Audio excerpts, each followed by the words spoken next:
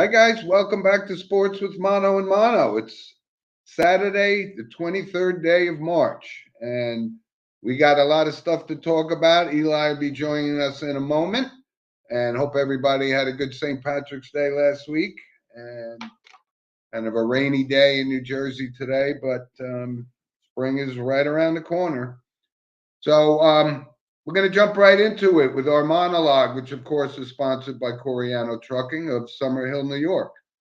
And this one is a topic I didn't know how to address because it's still under investigation, but this is a big thing with this Shohei Ohtani matter going on. And we're hearing conflicting stories. At first, he said he was helping out his friend and stuff, but now it's more than that. It's just the fact that he's wiring money, and whether it was stolen or not, these are all things that have to be investigated and determined. You know, is Shohei Ohtani placing illegal bets for himself? Was he just paying off his interpreter's debt? Nobody seems to know just yet, but it is kind of it's a big story. We're talking, these are federal charges that we're talking about. If he had knowledge and he was wiring money to an illegal bookmaker, then he's in trouble. And Major League Baseball and Manfred going to have a big decision to make if it turns out that his fingerprints are all over this. It seems kind of odd, a guy with that kind of money. And did somebody actually have the ability to withdraw money? So was it done without his knowledge? Nobody seems to know yet, but we will find out. I mean, they always find out. And if it turns out, then this is going to be, Major League Baseball is going to be dealing with something on the equivalent of the Black Sox scandal. If he's involved, I doubt very highly that he's involved in betting on baseball. This isn't, I don't think it's a Pete Rose situation. And like I said, if it is, the hammer's going to have to come down, and it's going to be a big, big story. One of the best players, if not the best player in baseball, staring down at some federal criminal charges, not only to mention his baseball career could be over. So it's a big story. Still so much to figure out and find out, but now you got the FBI involved. So Eli, like I said, you jump right in here because this is a big story. Agreed? I agree. This is a crazy, controversial story that we don't know where it's going to take place. In my opinion, I honestly do think that some way or another, Shohei Ohtani is still going to play. I don't think that the Mariners are going to be ending the baseball career, is my understanding. I don't think it will happen. I mean, if they let, I use this as an example, if they let Will Smith sit in the Oscar stage, I would not be surprised they let him go back and play baseball, because I don't think he has enough intake to play it and to be one of the best players right now out there in this major league. I don't see why, you would ban him. I get it, the whole situation, the federal charges, don't get me wrong. I honestly, the story's not full in depth where we don't know whose side is on, but I don't think that it's going to end up messing up his career. That's what I believe. I could be, wrong like usually. All right. Yeah. But I'm only bringing this up from a legal perspective. This is a real serious absolutely thing, There is no question. Yeah, I'm 100% agree with that. And comment from Frankie: if they let Ohtani play, Rose needs to be inducted into the Hall of Fame immediately. Yeah. Hey, Frankie, good morning. And Frankie, we were just talking about you before. I know you went to the game last night. Hope you enjoyed it. But yeah, no, I think, Frankie, we're comparing an apple to an orange here with Pete Rose. Absolutely. Pete No Rose question. had bookmakers in the locker room. He was betting on games. He was betting on his own team. So there is no wiggle room for me for Pete Rose. And I worshipped Pete Rose as a baseball player. But yes, that was over the line. And this, may not be exactly similar, but there are facing federal charges. But hopefully it comes out obviously that he didn't bet on the game or whatever. Which I don't think he would. Yeah, but rules are rules, and rules need to be followed. So I agree. I don't think he did it though. I don't know. Yeah, I don't think any of us know, but like I said, to compare it to Pete Rose that's a whole different story right there. Yeah. Anyway, Another comment. but listen, thanks for the comment, Frankie. And Eric Tenbrook, our resident from Westchester, Pennsylvania, resident loyal listener there, is just tuning in. And good morning to you, Eric. Thanks for joining us. Yeah, And this like I situation said, though, I don't know. I What do would you think? love to hear some comments from. Send us at Google. Sports with Mono and Mono at google.com. Gmail. Love to hear your Yep. thoughts on this. And, Yeah, honestly, this way I honestly don't know where this is gonna go. This is a wide open no, case. It's yeah, really gonna come down to what the MLB believes, what the evidence shows, what the court says at the end of the day. And it's a yeah. shame because it's right before the opening day coming up in less than 3 days, pretty much, if you think And it's about it. quite right. And Eli, it's quite possible that, as this investigation unfolds, they may have to at least temporarily suspend them pending the outcome of the investigation. But Absolutely. yeah, this is This is something a else. it's a shocking story, basically. It is. And it's a shame because the Dodgers paid so much money for him. And he was supposed to be the face of the franchise. And now to think about that he may not play another game or may not play at all this season, Yeah, it's scary to say how much that they put into this. It's gonna be like the whole Aaron Rodgers situation. You put in so yeah, much money and he collapsed right to the ground just to walk out was his time on the field. yeah. So So anyway, I don't know. We'll see how it plays out. we'll stay on this story, and we'll be And we'll keep talking you about posted. this again for Right. sure. No question. So Eli, let's jump right into the madness, which is March. Madness as of the we March. say, right? Um, Let's just say Thursday was crazy. Let's start with that. Crazy. Thursday was absolutely insane because Yeah. you had upsets left and right. What he had, we had Yale had an upset. You had Duquesne. Yep, Duquesne with an upset. Oakland with an upset over Kentucky, the 3 seed. That was incredible. Yeah. Pretty other big shockers. Who else do we had? We had James Madison had a pretty big upset there. I think that Yale and Oakland, I think, are the two biggest names though that we need to start off with because with this is like a Cinderella story, pretty much. I think this Yale team could be putting up a Cinderella run. I know my bracket. I had Yale. Shockingly, I had Yale my bracket winning. I know. By the way, good call there because I don't know that anybody had Yale. Yeah, but you. I had Yale in the bracket, so I was proud of that one. So I don't. However, I do have them out this second round. However, so I don't know how this run will end, but if they do continue, however, this run, this is going to be a Cinderella story. This is going to be the St. Peter story of 2024 March Madness. That's what it's going to come down to at the end of the line. And that is the same situation like in Oakland. How do you beat a 3 seed of Kentucky? Oakland will obviously have a big game coming up against NC State, who is a shocking 11 seed, which can you believe? Yeah, that's 11 seed there. So this is going to be an interesting story, an interesting way to go and run. So honestly, yeah, I mean that's the best way to put it. That's the best way to put it when you talk about Yale and how about Grand Canyon University? Grand Canyon, exactly. Some of these schools, I didn't even know where they were. Oakland, for example, I didn't know that they were a New York school. I honestly did not know that. No, they're a Michigan school. Michigan. Oh, okay. I heard someone said New York. So Michigan. There you go. No, they're Michigan. Yeah. So we got things left and right. Some great matchups coming up, right? I mean, yeah, you do. Obviously, today and tomorrow is kind of part 2 of the first round of this. So we'll get down to 16 teams at the end of Sunday night. And what do you think is your marquee game for today? Well, you know what? I had Oregon going to the Final Four, so they got out of the first round, right? They beat South Carolina, which was considered an upset, and now they're facing Creighton. And I know a lot of people are on board with Creighton. I've watched them play a couple times. I think Oregon stands a puncher's chance here, so I'm not ruling that one out. And then, of course, what do we always have to wonder? Right, the number 1 seed in the overall tournament is Purdue, and they have a history of getting knocked out early. Yeah. But Zach Edey's playing awesome basketball right now, so maybe they can move on to the Sweet 16. That's a storyline. I don't want to see Purdue. I have them out. I had them out the first round. I had my bracket behind me, and I had 10 teams wrong. Shocking. And I think I had nobody out from the Final Four yet. So we'll see how it plays out. I think the biggest upset I had so far I actually had no pretty big upsets, but I was proud of my bracket so far.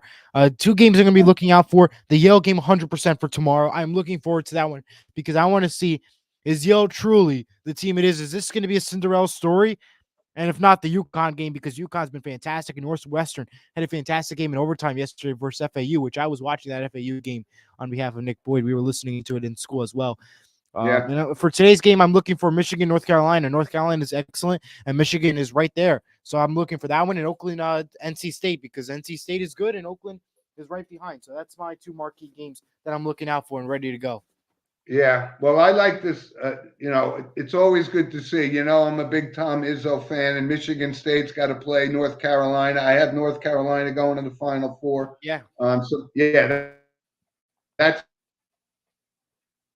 the game of peak interest for me because I that's big.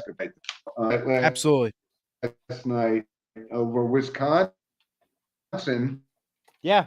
Wisconsin. Right. So they're North Carolina State, though. They're nobody. I don't think anybody had them going very far, but they won 5 games in the Big, and even had them going past the first round. Yeah, they had to win 5 games in 5 days just to get in the tournament. So yeah, we'll see if fatigue takes its toll on them. We were not live for selections, but I have to bring it up. I believe Seton Hall got robbed from March Madness. That is my personal opinion. I think they should have been in it. Okay, well, there's a couple of things here. You're right about that. There were some snubs. Seton Hall could have been in. Absolutely should have been in. There's no question they should have been in. Seton Hall, Providence had a legitimate claim to get in. They didn't get in. And I think what people are looking at is when you had a team like Virginia, which really hasn't played well at all year, they got in the tournament and promptly got blown away. So that was one you could say that the committee kind of got wrong by putting them in there. Right? Well, when doesn't the committee not get things wrong? I mean, if you look at it, they had no matter what, we're always complaining about this committee because college football, they get wrong. They have college football, you get wrong, and you also have NCAA basketball, you get wrong. The committee's always wrong. That is the bottom line. Well, it's not a perfect science, but they do go on analytics and statistics and so forth. So yeah. But how about this, Eli? So these guys, they get snubbed, and then St. John's, which this is unprecedented because they actually turned down going to play in the NIT. And I think I know what's driving this is because right after on Selection Sunday was the transfer portal open. So some of these kids must have said, I don't have any reason to play. I don't want to play in the NIT tournament. I got to get my how to get better papers in and all that kind of stuff. But that's kind of a big change that, it was always the ones on the bubble would go to the NIT and it was always a good tournament. And by the way, Niagara was in the NIT final back in 1970, I believe. Wow. All right. That's when the NIT meant something too. But obviously not as big as March Madness, but very surprising that some of these schools declined invitations to play in the NIT. It's pretty shocking. It's crazy. Yeah, really was. Yeah. And today's games are, of course, 3 games on CBS today with the start. Then you'll have TNT, TBS, and one more on CBS. Tomorrow you'll get one true TV game in case you're interested. Plus you'll have the rest of the CBS, TNT, and TBS crew for tomorrow. Yeah. So it started on what, Tuesday with the play-in game. 2 play-ins, and then Thursday we got rid of half of the 68 teams already. Yeah. So that's what today, the weekend is. Second round. Thursday, Friday, Saturday, Sunday, we go from 64 teams to 16, and that's hence the Sweet 16 moniker, which is always exciting. This tournament has not disappointed at all. No. Great. No, it has not. Sweet 16, Elite 8 next week, and then the Final Four. It's a fast-paced tournament that you can't keep up in 3 weeks. That's all I could say. I know. It's just great, though. It's great, though. Great. And by the way, So, if you plan on heading to Brooklyn for the March Madness game, which two of the games will be in Brooklyn tomorrow, the cheapest ticket right now is $233, not including taxes and fees. So if you're interested, $233 for 2 games at Brooklyn tomorrow. Have to throw that out there. yes, one of our loyal listeners, Frankie, was at the game last night in Brooklyn. So said it was a great venue, and yeah, that's great. That's awesome. All right, Eli. So, all right, couple other things. Let's move on to the NFL, because there was just as much madness and so forth with all of these moves, and a couple of things that come to mind initially, right? The big trade, quote unquote. Justin Fields goes to the Pittsburgh Steelers right after they signed Russell Wilson. So absolutely, they didn't have a quarterback, and now they have 2. So that should be an interesting play to see. This is going to be an absolute competition, because you have Russell Wilson, who's paid $1 million exact. Now you have Justin Fields heading over to the Steelers, which is going to be a QB competition, to say the least. Week 1, you might give it to Russell Wilson to start, but how long is the train going to last? You saw his performance in Denver with Russell Wilson. What is this performance going to be like? Who's going to be the hero of the day? And if this is truly a playoff team, who is going to be the person that's going to drive you to success and to victory? Or are we going to have a guy like Joe Flacco come and save the day, for example? Oh, well, your buddy Jack might be happy because Flacco signed with the Colts. Yes, right? I think he is very happy with that. However, I think Minshew is a big loss, and obviously, Anthony Richardson is hopefully he'll have a good season, but he could have a season like Bryce Young did, or he could have just as better as what CJ Stroud performed this year. That is questions that we don't know until day 1. And we had 2 weeks of crazy trades and deadlines, and it's still continuing on, and we're not even near the draft yet. Right. And we've been talking about this whole free agency thing, like, Jadarius Sneed for the Chiefs gets traded. He got traded to the Titans last night. I was shocked about that one.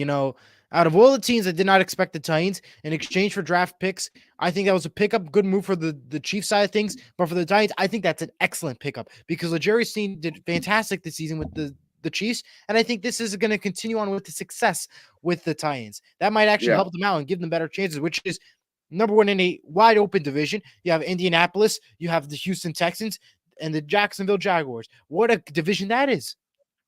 That division really just became wide open anymore. Last time you did not include Tennessee and Jacksonville. Now you got added into the picture. What is Tennessee going to do? What are they going to add to the table that's going to compete with this Indianapolis Colts team and this amazing Houston Texans team? That is all questions that we'll need to find out.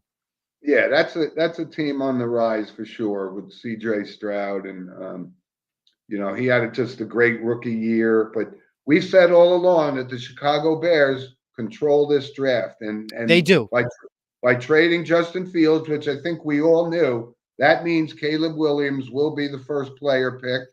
And, where are the Giants going to be? Are they going to hang on to the 6th pick and try to get a quarterback? Are they going to let Drew Lock become a starter? That is all questions you got to ask yourself, because according to the reports, they guaranteed him to possibly start the game. So what does that mean? Who knows? For him to have but let me just put this out there. Brian Dable is not going to trade for Drew Lock and say you're automatically the starting quarterback. That's not happening. Daniel Jones is making $40 million, and if he's healthy, he's starting. And maybe he doesn't stay long with them, because if Jones do you think he'll leave though by June? Will the next set of trades go? You think he'll be released or want to go? Oh, Jones? Yeah, Jones. No, he's going to be the starting quarterback for the Giants when the season. I don't think so. I have a good feeling he's going to leave. That's my opinion. No, they owe him $40 million. They can't let him go. So I don't know. A couple other moves, which were, sometimes you see some guys in this league that just bounce from team to team, and they always land on their feet. Like Jimmy Garoppolo goes to the Rams. Like, why haven't they been paying attention to this guy's career? He seems like the least motivated player I've ever seen playing quarterback, and he's always injured, and yet he continues to get jobs. It's amazing to me. Not that he's going to try to beat out Matt Stafford, but you have to be, Stafford. He's been dealing with some injuries, so you got to be careful with him. So, yeah, Matthew but Stafford's bringing playing. in a Garoppolo doesn't solve the problem for me. No, I don't think Right? so. It is not going to solve the problem. And listen, I think he likes to stay in warm weather places. Is what I tend to notice with Jimmy Garoppolo, from going right to the Raiders in Las Vegas to heading over to nice warm Los Angeles. So Yeah, I in know. Inglewood, rather you should say. But I don't But know. there were a couple other notables, and I know a lot of people are wondering what the Giants are going to be doing with that draft pick and where they're going to go. But they did make a trade. But Harris Chase Campbell's Young the bigger leaves. one. Chase Young leaves the 49ers for a 1-year, $13 million guaranteed contract. And Yeah, a lot of people say, what's going on with him? And why didn't the Giants make a play for him? Let's face it, Chase Young had a very serious injury. He's not the player he once no, was. And that's why the 49ers, they didn't like what they saw. He was kind of lollygagging around on right. the field, didn't seem to want to play. So he's not the player he once was. I wouldn't roll the dice on him because he's not going to be that great of a player. But Absolutely. and one other note, Eli, from the NFL, because we lost Aaron Donald retired. And Right. Aaron Donald, like I said, I'm very strict on my Hall of Fame selections and so forth. He But is this it. guy is a first ballot Hall of Famer, one of the best to play the position. And when we talk about the Hall of Fame, I always say it's guys like Bob Lilly and Merlin Olsen and Yeah. all of those great players. And then you get guys like Howie Long, who doesn't belong, Warren Sapp, who doesn't belong. But Aaron Donald belongs, one of the best players I've seen on defense since Lawrence Taylor, who I don't like his personality, don't like his off the field antics, but was one of the best football players I ever saw. Yeah. Couple other notes I'll bring up real quick. Browns Jerry Jeudy has agreed to a 3-year contract, $58 million. Back to your point about Aaron Donald, 100% agree. Hall of Famer. There is no question. His career was fantastic. Great pickup by Los Angeles the whole way around before he announced his retirement. Jets wide receiver Mike Williams agrees to a 1-year deal worth up to $15 million. As a backup quarterback, Josh Dobbs leaves the Vikings to head to the 49ers for a 1-year deal. And finally, defensive end Chase Young plans to agree to a $13 million deal with the Saints. And one of the non-related to trades and all that fun stuff, Netflix has announced its new sports show Receiver, featuring Devontae Adams, Justin Jefferson, George Kittle, Deebo Samuel, and Amon-Ra St. Brown. They will talk about how their life of receivers, their behind-the-scenes stories, and all that. So that is going to be fun to watch if you have Netflix and if you enjoy hearing the stories about those guys. Yeah, actually, I heard that wasn't bad. It was actually pretty good. Somebody told me. Yeah. One other thing from the news of the NFL is Cowboys linebacker Leighton Vander Esch had to retire at 26 years old, and this guy's a big, strong, tough kid, but he's been dealing with injuries he just can't shake, and he retires at the tender age of 26 years old. Wow, that's a shame. Yeah, but this is why you got to worry, because I know he's had neck injuries and so forth, and that's a very serious thing, and that's why the Giants have to make their decision about whether to keep Jones or not keep him, because he's had 2 neck injuries in the past 2 years, so got to watch out for that. But Leighton Vander Esch was an excellent football player. That's going to be a big loss for the Cowboys. Yeah. Good stuff on the NFL. So listen, the draft is about 4 weeks away. We're about 4 weeks away from the draft. Yep. So it's we're gonna have to see what happens and what the whole deal is gonna be. It's gonna be close debates, but I don't know. It's gonna be tough, but I think it'll be good though. All right, so let's jump back to Major League Baseball, because an unusual opening to the season, right? Them playing in Seoul, South Korea, the first 2 games there, and then everybody else basically gets underway this week. Right. But look at when you look at things that are going on with the Yankees, they're dealing with Derek Cole and he's going to start the season on the injured list, which, when you're talking about elbow issues, you immediately think Tommy John surgery, all that kind of stuff. So, he's coming, he's hurt, and Judge, again, dealing with this abdominal issue, which seems to be kind of a recurring thing for him. So if he's going to miss time, and DJ LeMahieu is not going to start on opening day because he's dealing with some injuries. So right out of the gate, I mean, the Yankees got some work to do. Losing Cole is big. And, Absolutely. the other side of the coin, you have the Mets, who signed J.D. Martinez yesterday to a 1 or 2 year contract. I've always thought he would have been a good pickup for the Yankees. I know he's got a lot of miles. Yeah, on his he is. tires. Yeah, He would have been a good 36 years pickup. old, but he's got a great career going. So that helps the Mets. But the Mets are dealing with Senga possibly starting the season on the injured list as well. I don't think the Mets are loaded enough to even make a legitimate run. I don't. No.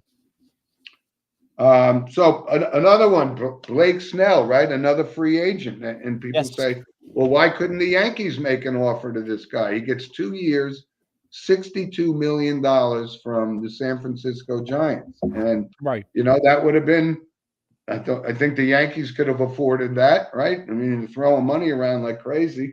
They didn't get that. But opening day, right? Game 1 of 162 games. Absolutely. I think the Yankees start on Thursday, right? Yes, I believe they have a Thursday game and they're home. I don't know who they play exactly, but I know they're home. I know that. Let's see. They will play on Thursday versus. I think it's Thursday. Oh, they're going to be away. I'm sorry. They'll be at the Astros at 4:10 p.m. Oh, right out of the gate. They're going against their old nemesis now. Yeah. Right? The Yankees actually won't be home until April 5th, a Friday at 1:05 p.m. versus the Blue Jays. Because they'll be on the road after to Arizona to play the Diamondbacks after. Yeah, and we'll be talking about baseball for 6 months. For quite some time, absolutely. 162 game season. It's anybody's call who's going to mint. You would expect the Dodgers, even with the Ohtani controversy. They got a lineup and with Mookie Betts, and they're just loaded every single year. Can't believe they haven't won more than they have won. Yeah. Only one under Dave Roberts, but they seem to fold in the playoffs like the Purdue of college basketball, right? Yeah. And Kansas City Royals announced the Chiefs head coach Andy Reid will throw out the first pitch on opening day. So we'll see if he throws a Stephen A. Smith style ball or if he'll throw a pretty good one, like a football. We'll see how that plays out. Who was the other one that made the worst throw ever? Was it like Ice-T? Stephen A. Smith. Stephen A. Smith with the Yankees. Yeah, no, there was actually one that was worse. I think it was Ice-T or something, or might be. All right. Anyway, so baseball's upon us, right? How about yes, it is. What's going on with your NBA? Fill us in here. The NBA is the NBA. That's the notes I have there. Now, speaking of NBA, they just been a lot of fines, really. I mean, Detroit Pistons guard Evan Fournier was fined $25,000 for kicking a ball into the spectator stand after their loss to Miami on March 17th. The fines I think this NBA has been is pretty crazy. NBA overall has been not bad.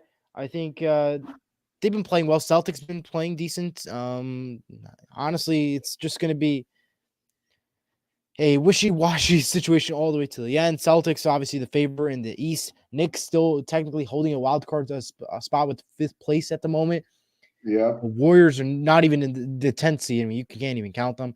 Thunder are doing pretty good. Not much more to say there. Comment there from Andrew Carlin. He said it was 50 Cent. With the 50 Cent, that's who it was. Very good. Thank you, Andrew. Yeah, thank you very much. And that's so NBA for you. And there's one news. I got a couple thoughts on the NBA, and the Knicks are dealing with some injuries. OG Anunoby and Julius Randle are still injured. But the way Jalen Brunson has been playing for the Knicks, I mean, that gives them reason to have some optimism about Maybe. going, but not. I just don't think they can compete on the level with the Bucks. I don't think they can compete on a level with Boston. And what's going on here? Remember, we talked about the league wants these guys to at least play 65 games, right? And Yeah. when you get toward the end of the season, you're going to start seeing, just like they did with Jaylen Brown in Boston, like he's got a hamstring twinge or something. That's all that is, are fake injuries, so they these can guys get can breaks. rest for the playoffs. And Correct. that's you can't police it. I don't know how you can say, guy LeBron NBA won't James. change it because they're making enough money already, and that's just the NBA. Yeah, I know. And we said all along, Adam Silver makes tons of money for that league, right? Absolutely. One And thing I I was guess shocked about was the NBA G League Ignite. They're ending its final season, and the president of the NBA G League announced saying that the decision to end the program comes amid the changing basketball landscape, including the NCAA's name, image and likeness, and NIL policy, and the advent of collectives and the transfer portal. So the NBA G League is ending. That's the bottom line. I'm actually pretty shocked about that one. Well, and I guess when you look at it from who's the best player in the league this year, and I guess probably from an MVP perspective, it's really down to Luka Doncic and Nikolai pretty much. Jokic. You can't even count anybody from the Warriors this year because their name's not out there like they usually are. But I would tell you, if in the true definition, because Luka puts up huge numbers, but Dallas is not going to win a championship. Absolutely. I kind of hope when you put the definition of most valuable to your team, I mean, I got to put Jalen Brunson up there. He's putting up 30, sometimes 40 a night, and he's not going to win because you got Doncic and putting up numbers that are ridiculous. But from a team perspective, I think Brunson means more to that team than he does to the Mavericks. No question. I agree with that statement. Good stuff. So, listen, as we approach the end of March Madness, the Masters is only a couple of weeks away. And last week, Scotty Scheffler went out and won his second straight Players Championship. Great match. Man, he really came on. And like I said, he's actually one of the tour's good guys. He's just, everybody likes him. He's the number one player in the world right now. But John Rahm is going to come back, and I don't watch Live Golf. You know my feelings on that, but he's coming back to defend his crown at the Masters. So you can't rule him out. But we'll talk a little bit more about that. Who our favorites are. We'll make our picks for next week's show. Absolutely. But the Masters is just something special. It's truly is. I'm watching it forever. Watching it since just a little kid. I love it. All right, Eli, what else you got for us? Let's head to the NHL real quick before we get to random points. Got some things to bring up. It's been exciting in the NHL. We have some teams already eliminated from playoff contention. That includes the Anaheim Ducks, Chicago Blackhawks, and the San Jose Sharks. They're out of the playoff run. Devils are actually 6 points out of a potential spot in the playoffs. They did pick up 2 points the other night versus Winnipeg, which I was at the game on Thursday. 4-1 game. Fantastic. Defensively, they played great. They have Ottawa tonight at 7 and tomorrow in New York at the Islanders at 5 o'clock. Both games, of course, on MSG Networks. Very close matchups there. I'm actually excited to see how this playoffs is going to end up. Boston, New York, Carolina, the favorites in the East, and Vancouver, Colorado, and Dallas and Winnipeg are your favorites in the West. So it'll be a very close race in the playoffs. There's a lot of teams still fighting for wild card spot. Other notes to bring up for the NHL. Alex Ovechkin is 50 goals away from Wayne Gretzky. We talked about this before the show starts. I believe he can do it. That is my opinion. He will make the 50-goal record. However, one note I mentioned to Jim in the pregame before we went on, I said to him, I don't think that his name is going to be mentioned as often as Wayne Gretzky. You're still going to hear Wayne Gretzky, even though if he breaks the record, in my opinion. And I think that is just the case. I think that record could be broken. We will break it, but I still think that you'll still hear Wayne Gretzky's name more than Alex Ovechkin. Because if you ask somebody right now, you're not going to hear Alex Ovechkin's name. Unfortunately, right this moment, you'll hear Wayne Gretzky or Martin Brodeur, the greatest goalie of all time from the Devils.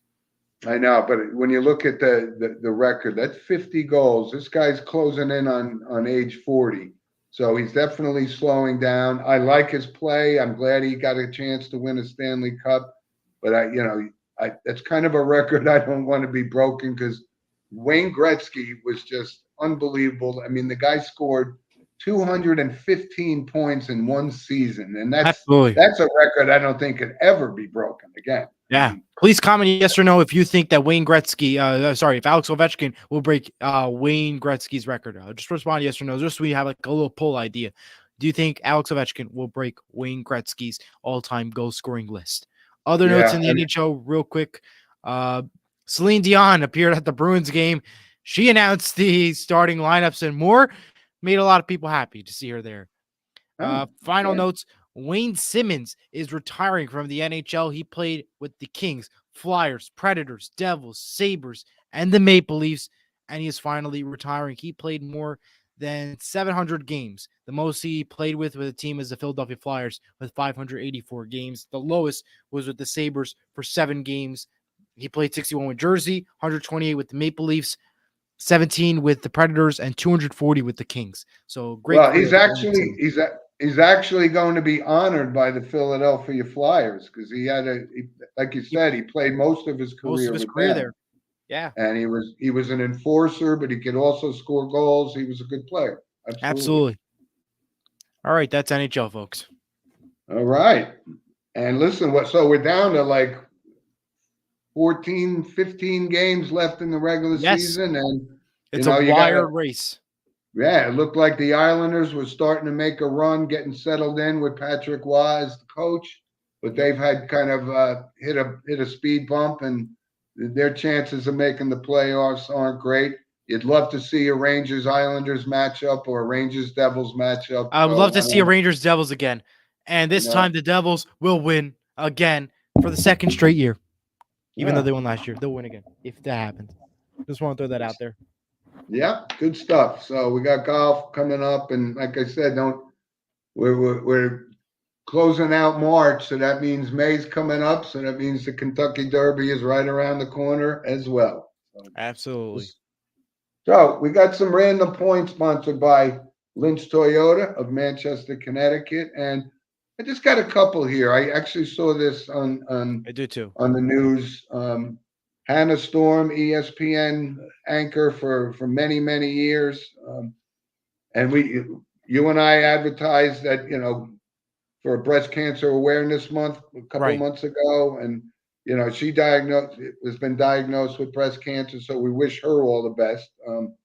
And by the way, she's married to Dan Hicks, who's the lead analyst on NBC for golf for many years. Right, so wish her the best.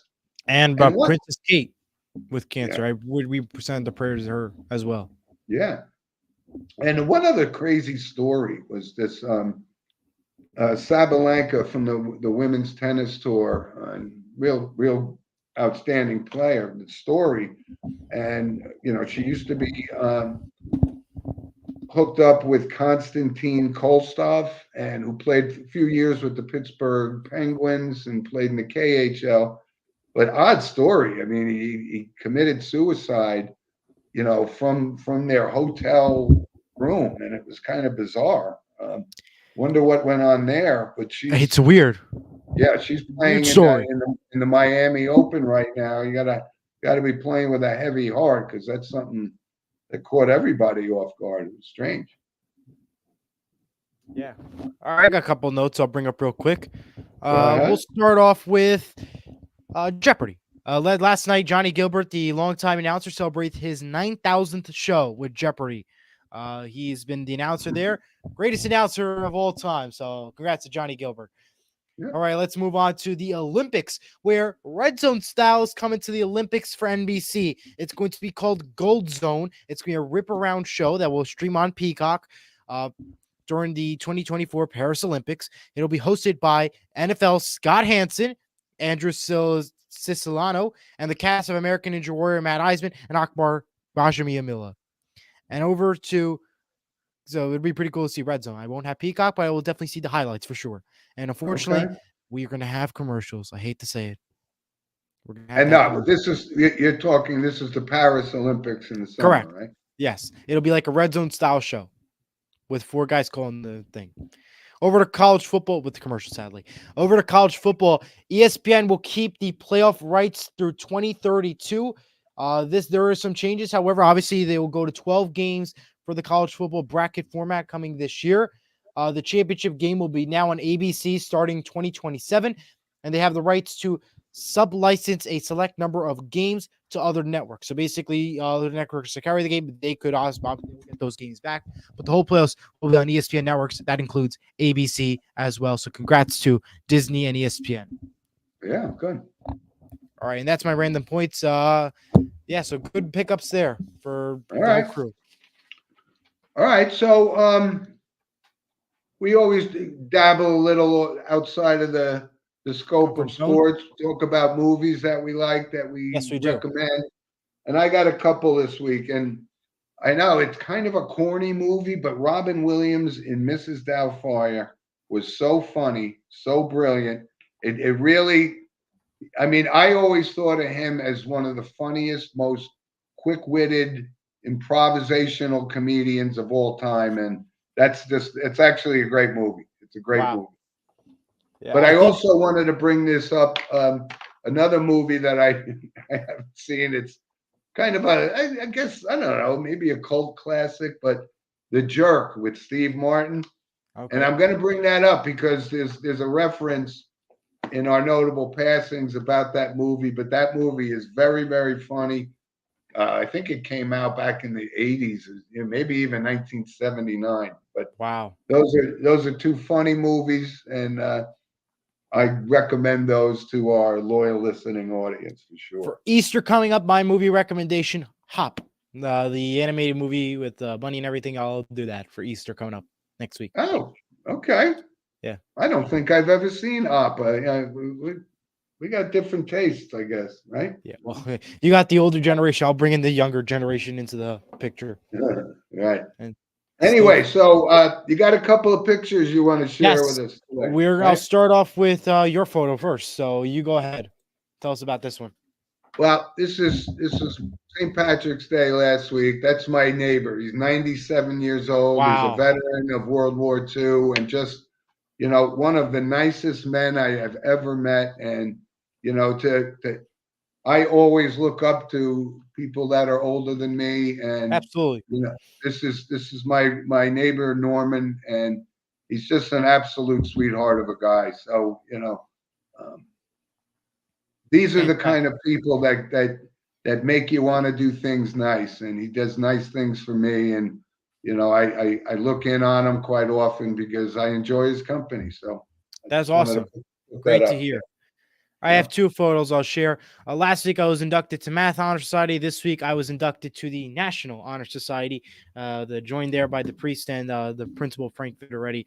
Glad a special week, the past 2 weeks, I guess to say, for me as well. And the final photo for this week, that's me on the ice at the New Jersey Devils hockey game following their 4-1 victory to the Winnipeg Jets. My friend Jack Rizzo, of course, he had the tickets. His cousin was playing in the intermission when the little kids play hockey. We got to take an on-ice photo, and I will give my tip. It is easier to walk on ice with shoes than it is to skate on ice with skates. I've learned that because I just skated last week, and that's just my personal opinion. And that is those photos for this week. That's very good. Congratulations on the National Honor Society, Eli. That's great. Very good. Thank you. And I had told you before the game, I had an opportunity to be on the ice at a New Jersey Devils game. This was back before they moved down to the Prudential Center, right? They were in Izod Center, yeah. Yeah, but I had an opportunity. I was selected to take a shot on the ice. It had to be a full-length ice shot into something that only a puck could fit into. And I had 3 chances to do it for $1 million, and I didn't win. So, well, at least you could say you had an opportunity to win $1 million. Yeah, I did. You could add that to your resume. We competed for $1 million. You competed for $1 million. But I mean, to have made that shot, the odds are better if the win Powerball, which is like 300, which is true. It is absolutely true. Which I think it was pretty big yesterday. I don't know if anybody won. Yeah, I know. Okay, Eli, we got some notable passings I wanted to mention. Feel free. Go ahead. Jim McAndrew was a pitcher on both the 69 Mets championship team and their 73 appearance, which they lost to the Oakland A's. But it was an interesting story. He lost his first start of his career against Bob Gibson, and he won his first start won his first game pitching against Steve Carlton. So he was on that staff with Tom Seaver and Jerry Kuzman, those guys that won that was the Miracle Mets season, and he was part of it. He had a decent career. So I wanted to mention him for sure. That's good. And from the world of hockey, and this came out the other day, was Chris Simon. And I remember Chris Simon, he was an enforcer, but he was also a guy that could actually score. He was more than just a bully who fought, and he fought a lot. And I actually even forgot that he did play 1 year for the Rangers and 1 year for the Islanders, but I remember most with the battles between the Rangers and the Washington Capitals. He was always in the mix, and as it turns out, they didn't release a cause of death at first, but his family came out and said he was dealing with CTE, which we know the effects that can have on the mind and so forth. But he was only 52 years old and had a pretty decent career in the NHL. But he was one of the tough guys for many years. Sounds like it.